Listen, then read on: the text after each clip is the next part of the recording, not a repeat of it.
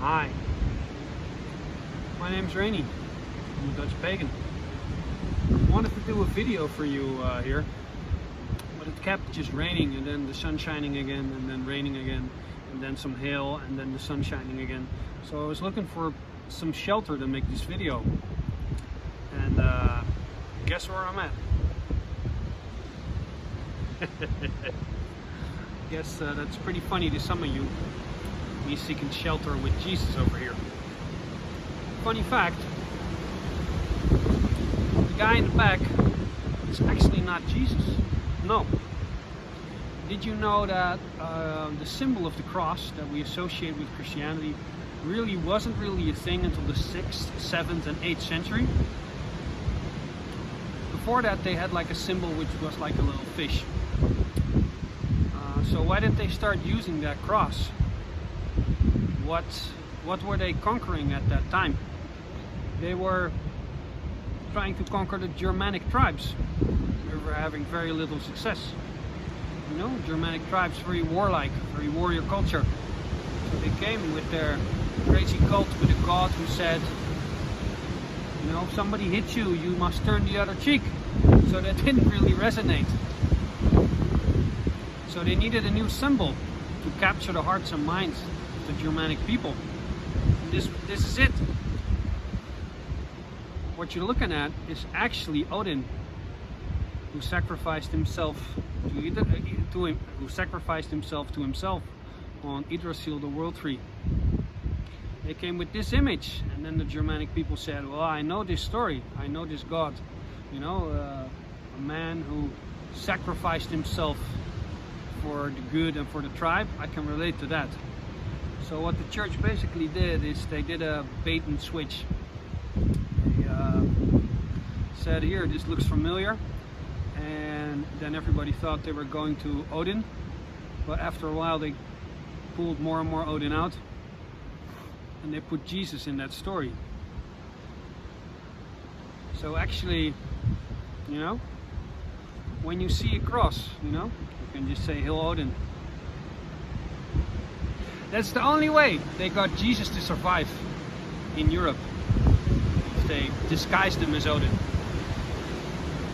And the funny thing is, I'm on this path to create a place of pagan worship in the back of my garden in this beautiful Dutch landscape. There are actually lots of places of pagan worship. You just have to change your state of mind. The moment you start greeting this guy as just Odin, it kind of changes your perception and it changes the energy of the place. You know, I think a lot of us, certainly me, you know, would love to bring the old god back.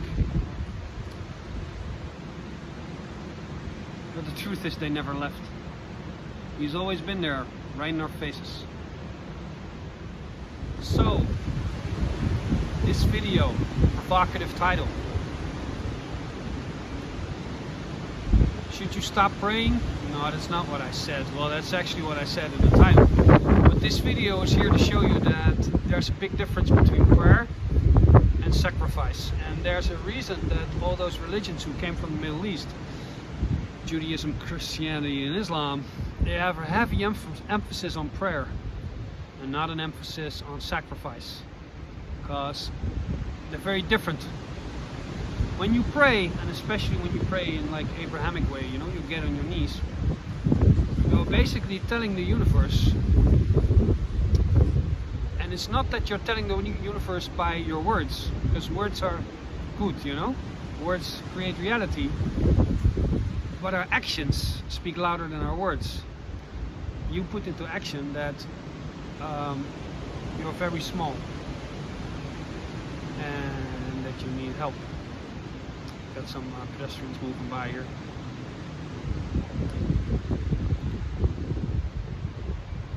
You show the universe that you're small and that you need help. Please God, help me. What you're basically doing is you're kind of applying for welfare, but it's kind of a spiritual welfare. You're going to say, look, I can't make it on my own. Please help me. On the contrary, when you start sacrificing, you come from a different place and you act from a different place. The place that you come from is, I am whole, I have everything I need to move my life forward. All I need to do is sacrifice some stuff so I can create the space so the new things can move in. Well, you know, if you show the universe through your actions that you're small and you don't know anything and God is big and you're just so small and you're so insignificant, what does that create? More of being small and insignificant. But if you move from a place of wholeness and you say we have everything that we need to move forward, you come from a place of power. And what does that create? Yes, more power. Now there's another thing.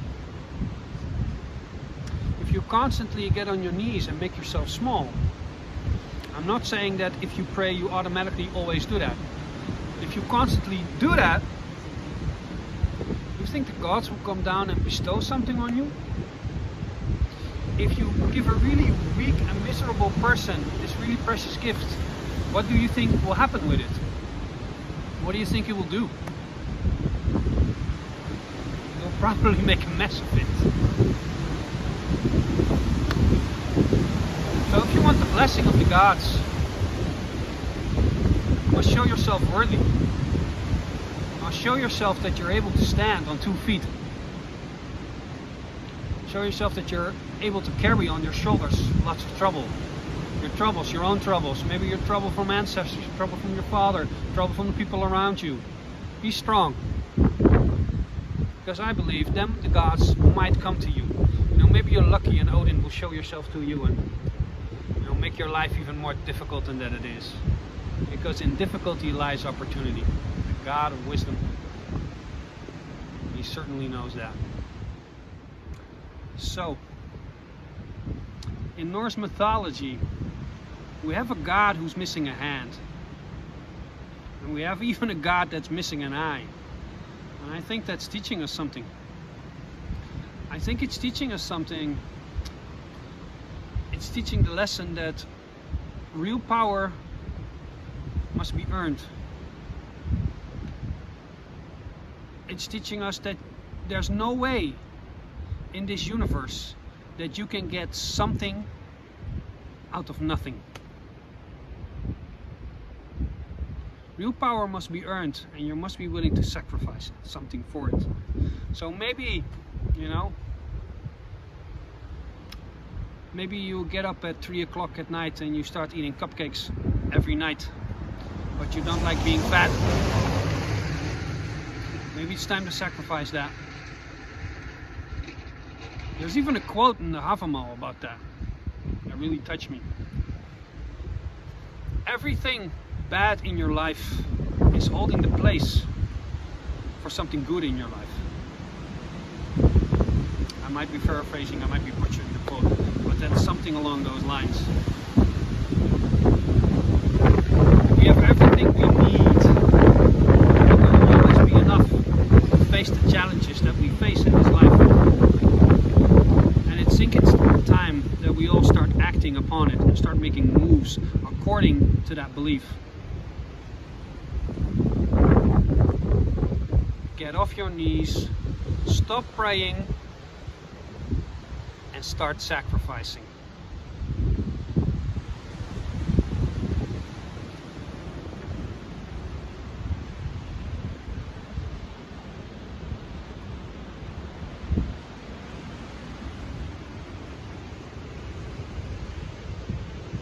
Bye bye.